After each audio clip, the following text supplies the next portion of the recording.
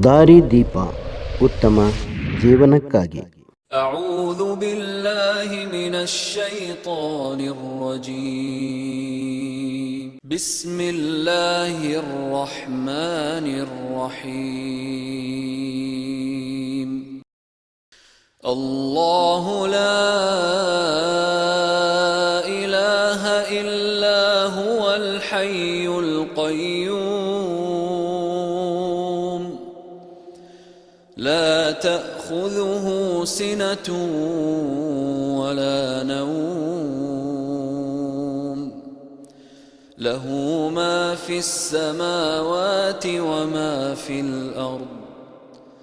من ذا الذي يشفع عنده إلا بإذنه. يعلم ما بين أيديهم وما خلفهم ولا يحيطون بشيء من علمه إلا بما شاء. وسع كرسيه السماوات والأرض ولا يؤوده حفظهما وهو العلي العظيم. ಶಪಿಸಲ್ಪಟ್ಟ ಶೈತಾನನ ಕೇಡಿನಿಂದ ನಾನು ಅಲ್ಲಾಹನ ಅಭಯ ಯಾಚಿಸುತ್ತೇನೆ. ಪರಮದಯಾಮಯನೂ ಕರುಣಾನಿಧಿಯೂ ಆದ ಅಲ್ಲಾಹನ ನಾಮದಿಂದ. ಅಲ್ಲಾಹು ಚಿರಂತನು, ಸ್ವಯಂ ಜೀವಂತನು. ಅಖಿಲ ಪ್ರಪಂಚದ ನಿಯಂತ್ರಕನಾದ ಆತನ ಹೊರತು ಆರಾಧ್ಯನ್ಯಾರೂ ಇಲ್ಲ. ಅವನಿಗೆ ತೂಕಡಿಕೆಯಾಗಲಿ ನಿದ್ರೆಯಾಗಲಿ ಬಾಧಿಸುವುದಿಲ್ಲ.